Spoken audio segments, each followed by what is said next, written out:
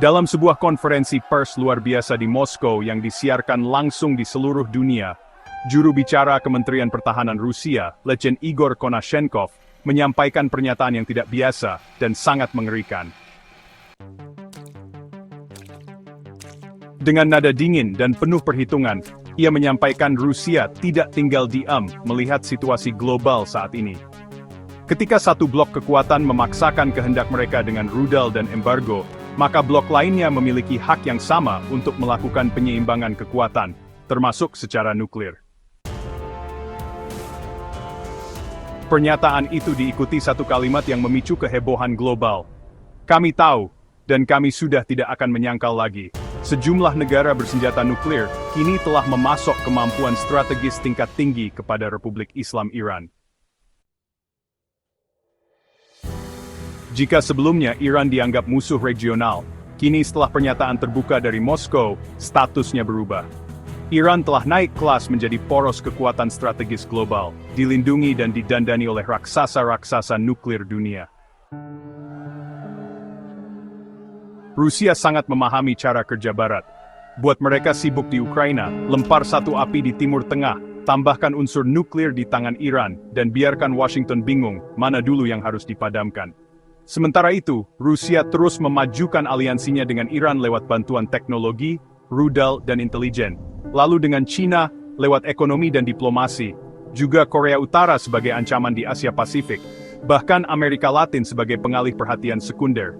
Dunia perlahan melihat, dominasi Barat bukan lagi monopoli. Rusia ingin dunia dan Iran koeksistian. Sejak lama, dunia Barat menganut strategi containment, menahan laju negara yang dianggap ancaman. Tapi jika Iran benar-benar dipersenjatai secara diam-diam oleh aliansi nuklir timur, maka strategi containment sudah gagal. Dunia memasuki fase post-containment, yaitu balas menyeimbangkan dengan kekuatan nyata. Amerika kini bukan lagi penguasa global tanpa tanding. Dan Iran bukan lagi hanya pemain regional nakal. Ia kini diangkat ke meja besar, membawa peti kecil berisi senjata paling ditakuti umat manusia. Rusia tidak bilang, kami yang kirim bom. Rusia tidak sebut negara mana yang beri teknologi. Tapi pernyataan mereka cukup membuat Pentagon siaga 1, dan Tel Aviv tidak tidur malam itu. Dan di tengah semua ini, satu kalimat dari diplomat senior PBB terdengar seperti ramalan. Kalau satu kota hancur, itu bukan karena rudal, tapi karena ego yang saling balas membakar. Dalam setiap konflik internasional, selalu ada 3 level keterlibatan, retorika dan diplomasi, dukungan logistik dan intelijen, serta keterlibatan militer langsung.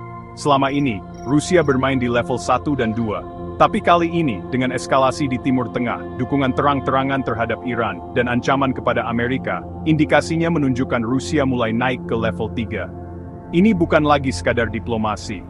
Ini adalah gerakan ke papan catur global, dengan tentara, satelit, dan sistem senjata sebagai bidaknya. Banyak yang lupa, Rusia sudah menanam akar militer di Timur Tengah lewat pangkalan udara Meimim di Suriah, pangkalan Angkatan Laut Tartus, satu-satunya pelabuhan Mediterania milik Rusia, latihan gabungan dengan pasukan Iran dan Suriah, dan jaringan milisi Syiah yang pernah dilatih pasukan Wagner. Bahkan setelah invasi Ukraina, Rusia tetap memelihara koneksi militernya di Suriah dan Irak, seakan menyimpan pintu darurat jika konflik regional meledak. Kini, dengan Israel dan Amerika Serikat menyerang Iran, pintu itu sepertinya mulai terbuka. Laporan intelijen Eropa mengindikasikan, sistem perang elektronik Rusia seperti Oreshnik atau Krasuka mulai terlihat aktif di zona Suriah dan Irak. Ada peningkatan sinyal komunikasi antara pangkalan militer Rusia dan pasukan Iran, dan juga dugaan kiriman satelit langsung dari militer Rusia ke IRGC. Tidak hanya itu, muncul laporan bahwa rudal hipersonik Zircon mulai dikirim ke Laut Merah dan Laut Mediterania Timur, tepat di jalur antara Israel, Iran, dan pangkalan Amerika Serikat. Rusia bukan sekadar menonton, Rusia timbusin beratnya. Jawabannya tidak sesederhana ya, atau tidak. Tapi begini, Rusia tidak akan menyerang duluan, itu akan memicu Perang Dunia Ketiga secara resmi. Tapi Rusia membuat seluruh lawannya sadar kalau mereka menyerang terlalu jauh, Rusia akan masuk. Dan kalau sudah masuk, tidak akan keluar dengan damai. Keterlibatan Rusia kemungkinan besar dimulai dengan serangan siber ke infrastruktur militer barat di Timur Tengah, pengiriman sistem pertahanan canggih ke Iran, latihan tempur gabungan di laut dengan Iran dan China, dan yang paling berbahaya, menutup jalur logistik Amerika Serikat melalui Laut Hitam dan Mediterania. Kalau semua itu dilakukan bersamaan, maka Amerika Serikat akan kesulitan menjaga ritme serangan, dan Israel akan kehilangan keunggulan udaranya. Rusia dikenal sebagai maestro operasi tidak resmi, seperti yang dilakukan di Donbas, Afrika Tengah dan Libya. Kini, mereka bisa menggunakan pendekatan yang sama di Timur Tengah, lewat milisi bersenjata pro-Rusia di Suria dan Lebanon, pasukan bayangan mantan Wagner yang dilatih ulang oleh GRU kelompok hacker seperti Sandworm dan Fancy Bear, untuk melumpuhkan sistem Iron Dome dan Arrow 3, bahkan mungkin menyusupkan konsultan militer ke dalam IRGC. Dengan begini, Rusia bisa menyerang tanpa pernah benar-benar mengaku. Dan itu jauh lebih menakutkan ketimbang perang konvensional. Bukan tanpa alasan Rusia ingin tampil terbuka di konflik ini. Ada tujuan geopolitik besar di baliknya, menghancurkan dominasi Amerika Serikat di kawasan, memecah konsentrasi NATO, mengamankan aliansi ekonomi BRICS dan SCO, menjadikan Timur Tengah sebagai halaman belakang Blok Timur, dan membuktikan bahwa Rusia tetap superpower meski sedang perang di Ukraina.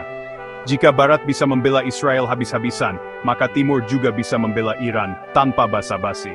Rusia mungkin belum menembakkan rudal langsung ke Tel Aviv, tapi setiap langkah mereka, dari satelit, sistem elektronik hingga proksi militer, sudah mengubah kalkulasi strategis seluruh dunia. Karena kalau Rusia benar-benar ikut perang, bukan hanya Iran yang bertarung.